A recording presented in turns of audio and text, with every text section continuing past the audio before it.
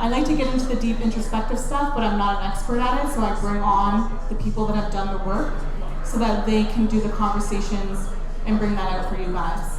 So can everybody put their hands together for the handsome, incomparable, amazing Matt Duffett.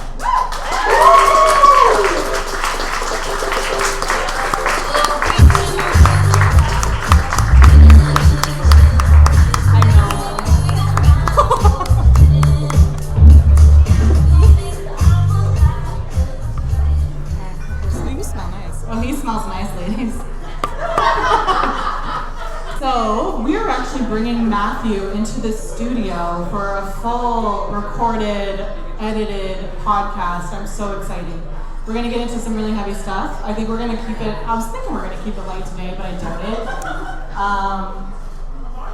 But how about you introduce yourself to everybody because I called you a business consultant during the day and an emotionally intelligent man at night.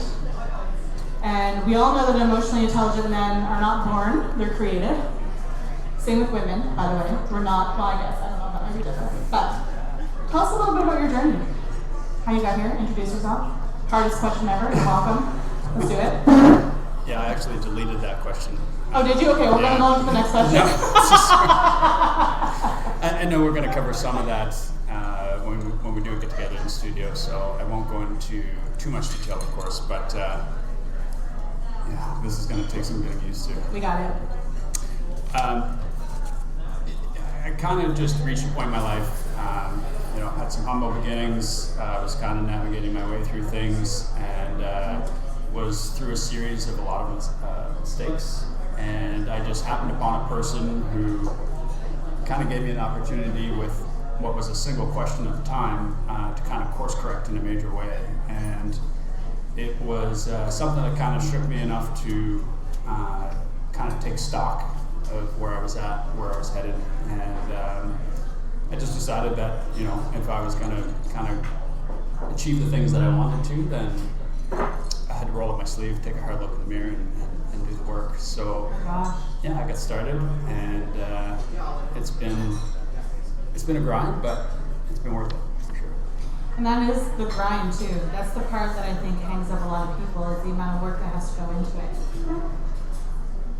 And so we're actually going to just kind of move right into the main topic that I think we're going to cover today. We have a lot of questions for him, but we're going to go right into the main topic. So I think I speak for all women here, which is the majority of the people are women here. Actually, we have a lot of guys here. I'm really proud of myself. That is really cool. But it would be amazing, like when you and I sat down at Obladi a couple weeks back, and you really kind of got into the deep stuff of emotional development, personal growth, all of that great stuff. It's kind of a rarity to find that in a guy, and I do meet hundreds and hundreds of men in a year. And so to see that in somebody is really quite cool. And I know that I speak for a lot of women here when I say that we all kind of want that man. We want that emotionally in tuned, emotionally intelligent man to meet and build a life with, and do the work, like you said. It is a lot of work, and so to do the work to find that.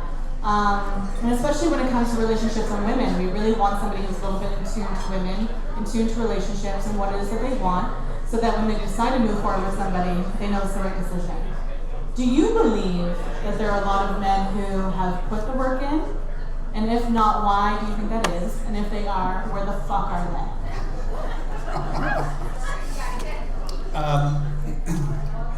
You asked me to go deep on this, so we're going to spend some time here. But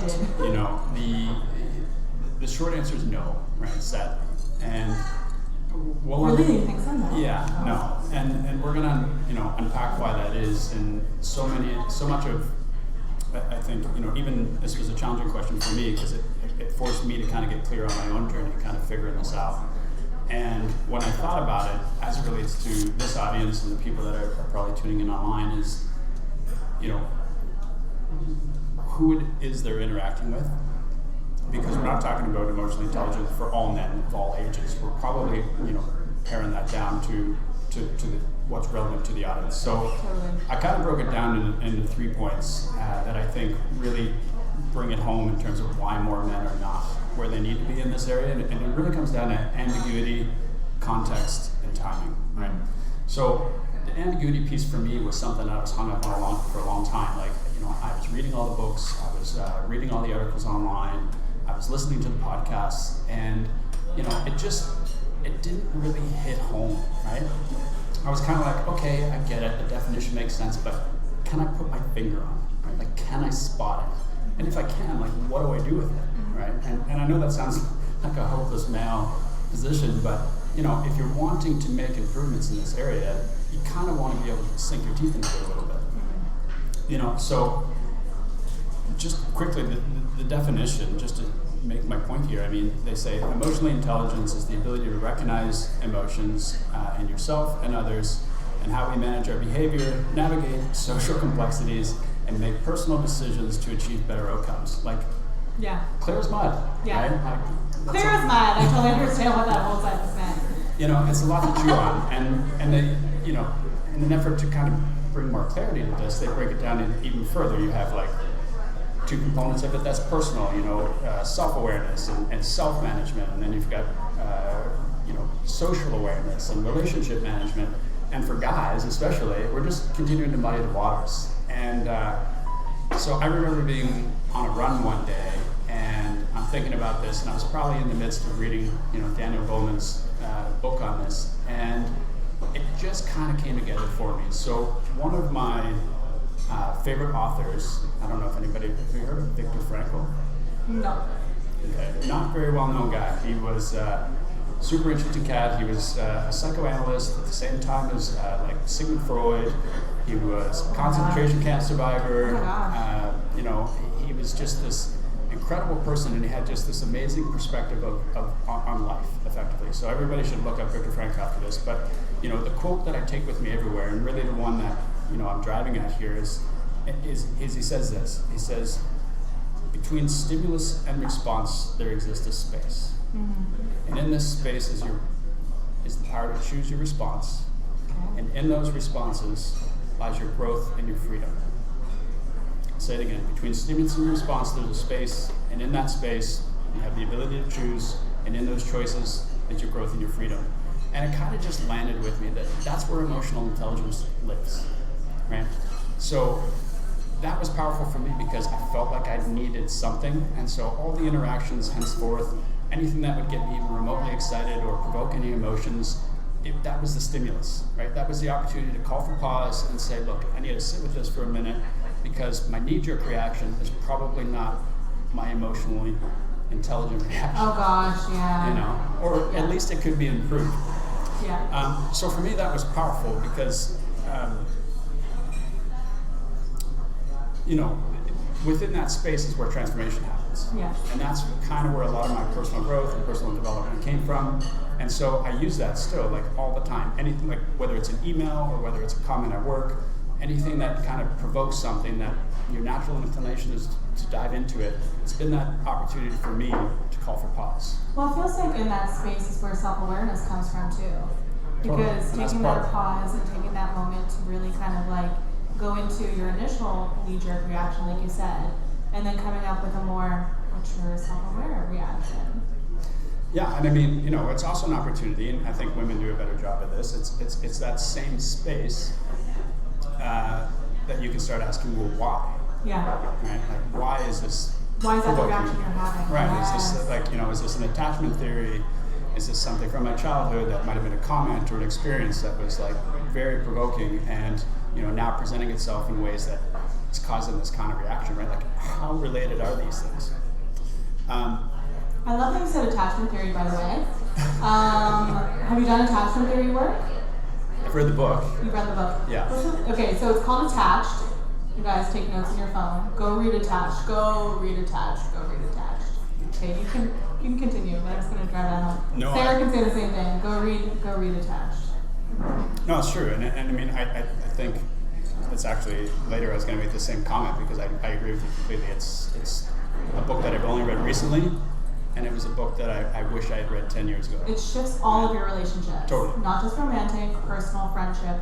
It shifts it completely. And it shifts primarily the relationship you have with yourself. Yeah. Because, in vein with this same conversation is that ability to call for pause, that stimulus, that you can sit in that space, that understanding of attachment theory brings clarity to so much shit. It's unbelievable. So yeah, we'll continue to drive promote that. But that's like a whole other podcast. Yeah, no, it is. But for a lot of people, they don't like to sit in that space, and the reason being is because it's often unresolved tension. Right? Guys do better than that in the sense that they'll just go to bed mad and they don't really think too much about it. Women want to resolve it. Why can men fall asleep mad? Why? Because they haven't figured out the answer. Oh, so they can just fall asleep. Yeah. Why? How?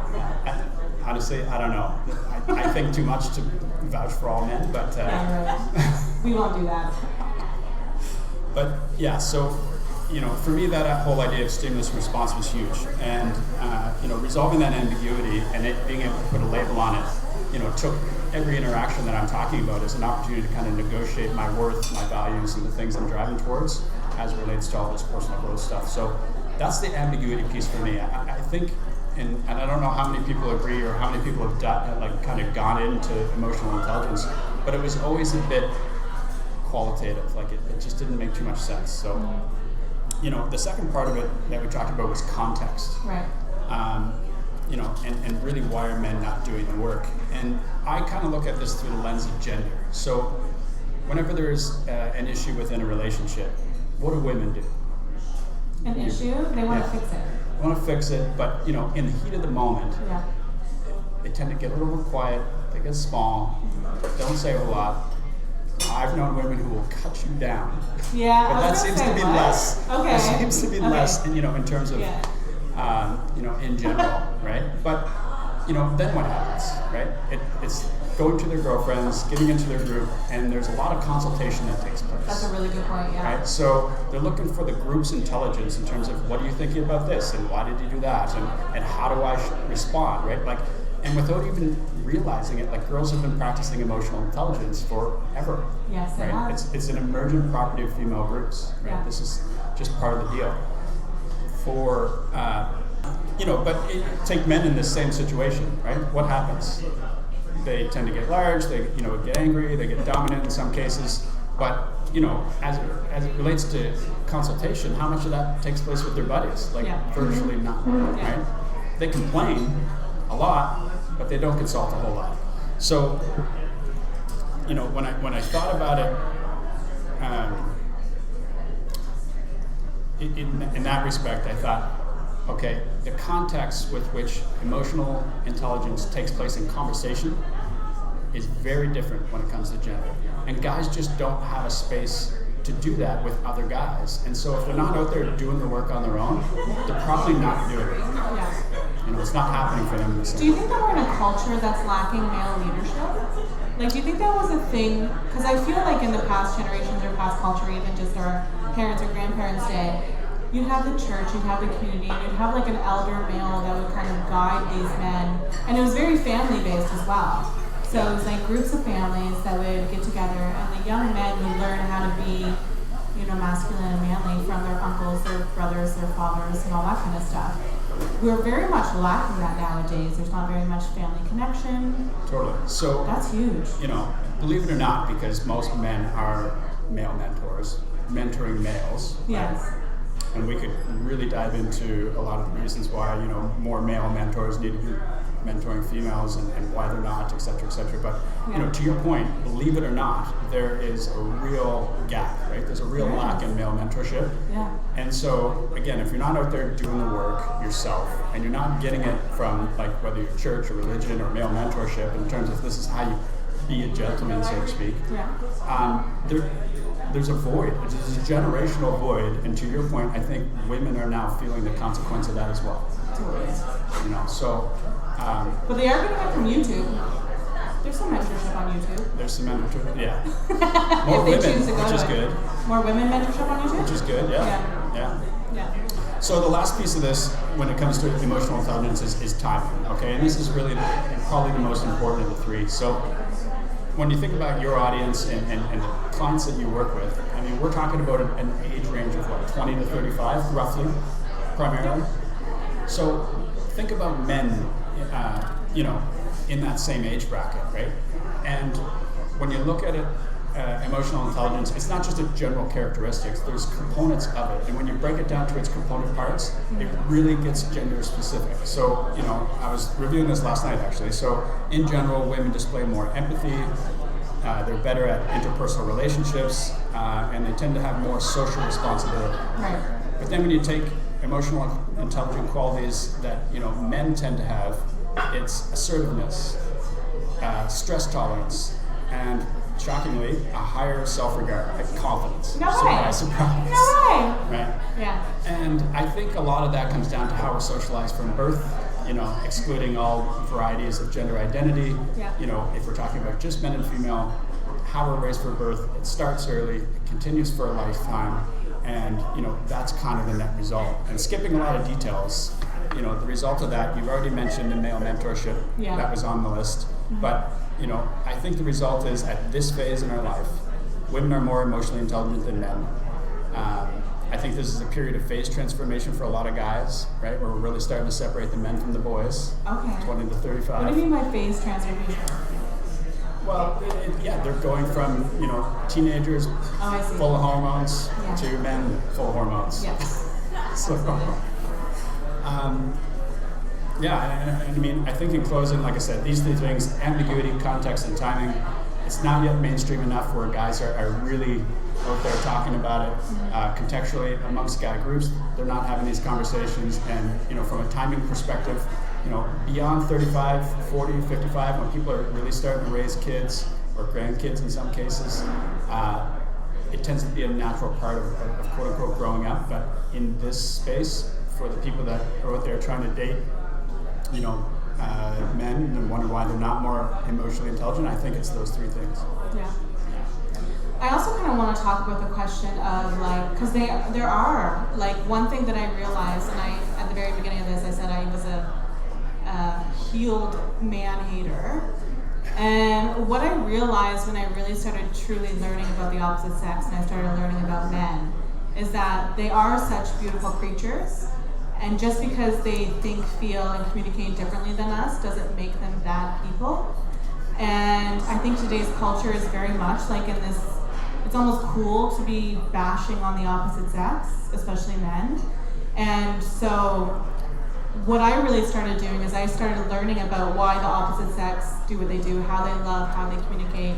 And I feel like my relationships with men, friendship-wise or what have you, are so much more richer and beautiful understanding that. Because we can stay in this mindset of there's no great guys out there, there's no great guys out there. But when we are saying that, that's all we're going to find is not great guys. But when we know that there's great guys out there and we say that out loud and we're going out and looking, we're more likely to find an amazing guy with that mindset. So also something that's interesting that I find, a lot of women are asking, where are these men? Because they are out there, maybe not in droves, but they are out there. But where are they? Yeah, I mean, probably the big thing is where are the opportunities for them to feel comfortable talking about that, right? Think about if we're to think about your audience in particular, right? These are very vulnerable conversations for a lot of guys, primarily because they're not very comfortable talking about it in this space. Again, it's pretty ambiguous. They're not sure exactly how to define it or how to convey it to somebody else. So if your audience is largely people that are in the dating, first 1, 2, 3 dates, well, chances are we're not having this conversation. No, totally. So while you may meet people who are doing the work and who could, either have a direct conversation or indirect conversation that's representative of, chances are it's not going to flesh itself out in the early phase of dating. No, totally. So I think there's probably more than you think. Yeah, I think so too. I think we're getting there. But maybe that's a consideration for women, in like you said, understanding men and how do I bring that out? How do I table that and kind of test the waters and how do I see where hold they're at? space for that? Yeah. To allow men to feel comfortable to show that part of them, to have those conversations is really important. Yeah. And also women, just for some practical dating tips here, really emotional, amazing, high-value men, they're kind of everywhere. They're speckled everywhere that you're at right now, but they're working their asses off. Let's not even play that high-value men aren't working their asses off, because a lot of the time, especially we're in the 40-50 demographic, they're single dads. They need to provide for those children, and they're dealing with all of that, and they have to work their freaking ass off.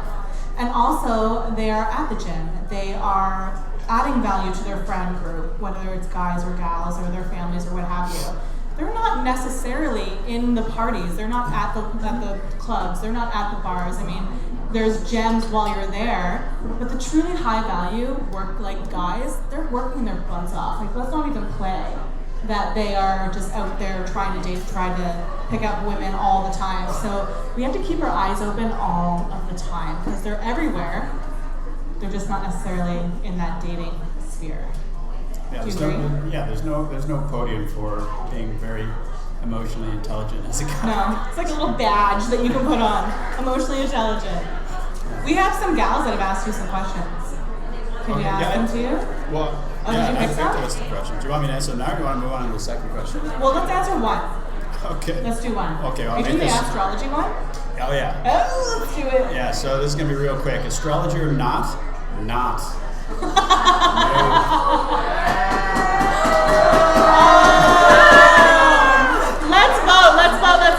Let's vote. Okay. You should take that. At the count of 3, who here holds astrology as something to think about in relationships?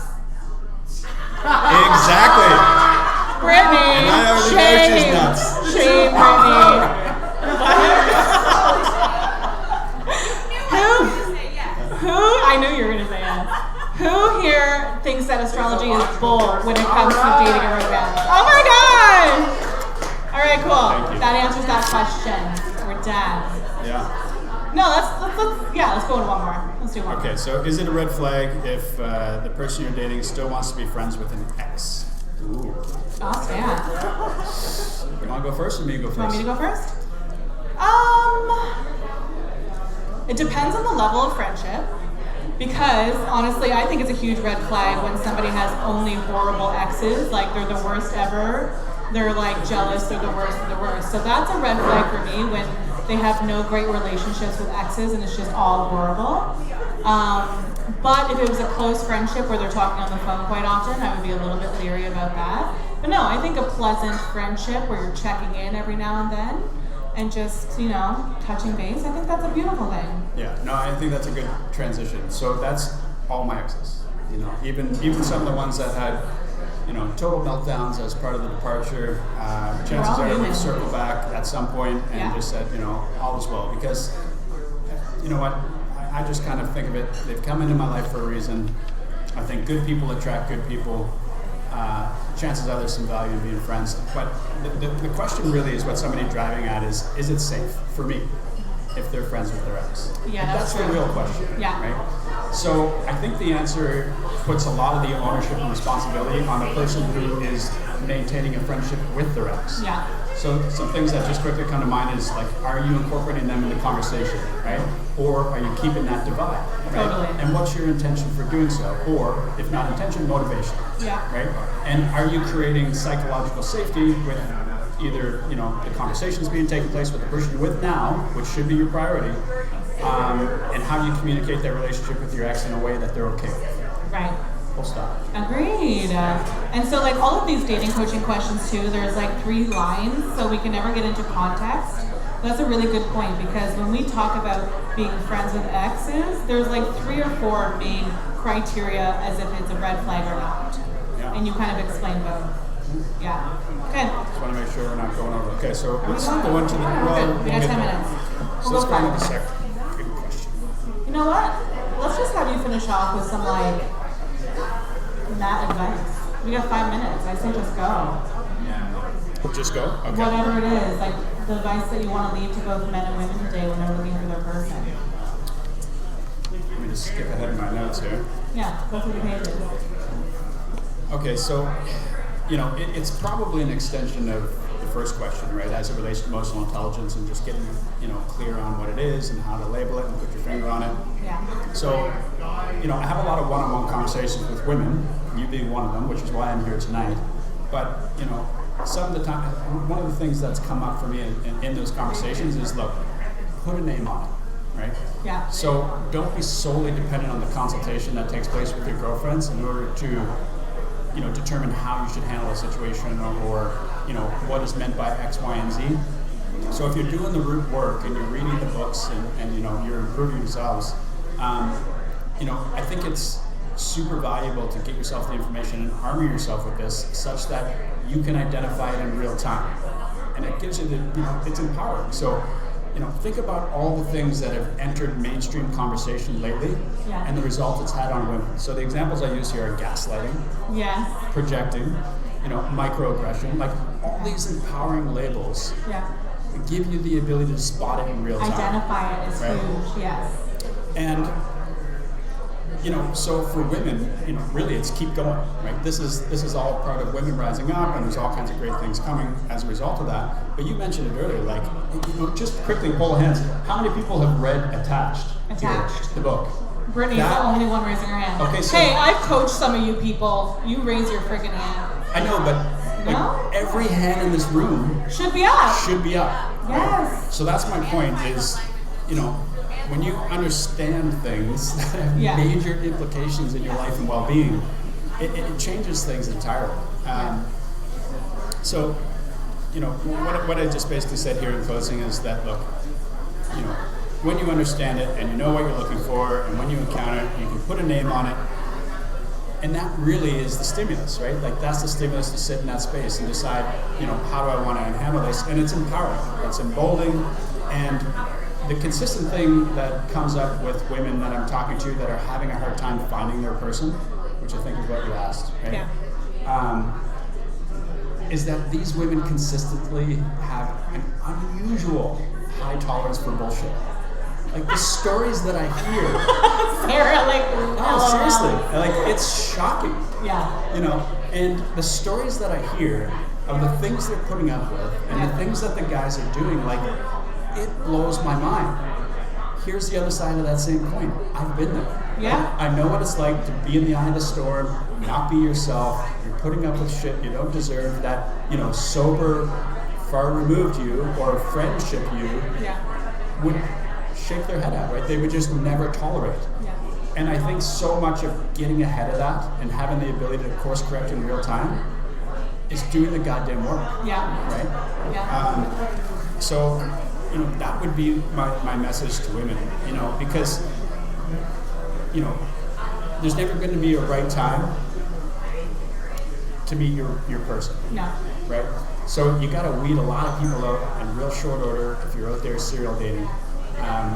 Compound dating. I hate the word serial dating. I don't know why. Yeah. It's like a serial killer. Yeah. But, just quickly for the guys, I think it's pretty obvious that in general, men have gotten away with not having to know for a long time. Yeah. So, my message to the guys out there trying to find their person, time is up. You got to dig into this stuff. Yeah. And I know there's a cost of tuition to doing so, and for a lot of men, that's feeling very uncomfortable. But it's time to get comfortable being uncomfortable in this space. Start doing the reading. You talk about researching stuff about guys. Guys need to be learning more about girls. Absolutely. And doing some of this same work, because the cost of tuition for not doing it is going to be really good people coming and going in your life. Yeah. Thank you. Really good people coming and going in your life, and just really not keeping up with guys who are doing the work. Yeah. And something I really want to close on, because we're probably let's try this home. out of time, but women have higher expectations, right? And rightfully so. Relationships are no longer an economic institution. No, they're not. Girls do just fine on their own. Right? So with those expectations, they want a guy who's got their shit together. They want a guy who can be a secure base. This is so uncomfortable. I know, right? They want guys who can communicate on tough issues, right? Be vulnerable. And they want guys who can sit in that space, right? That stimulus response. So guys can continue to get by without knowing, and most guys will, but you're going to sit blissfully in that ignorance that is, you falling short of who you could be, right? Professionally, that's a different issue. You may do fine, you may become the CEO. Personally and emotionally, there's going to be a gap. And if for no other reason, then most men become fathers. And statistically, at least half those guys are going to have little girls. Little baby girls. Right? And I just think it's super important to end on this and to say, look, teaching your daughter to ride a bike is cool. Yeah. Right? It's fantastic, I'm sure. Yeah. Teaching her to navigate the social and emotional complexities of life, that's what she's looking to you for. Yeah. Like, that's why she comes to dad. Yeah. So fucking learn your shit. Learn your shit. That's it. Round of applause for Matt, you guys.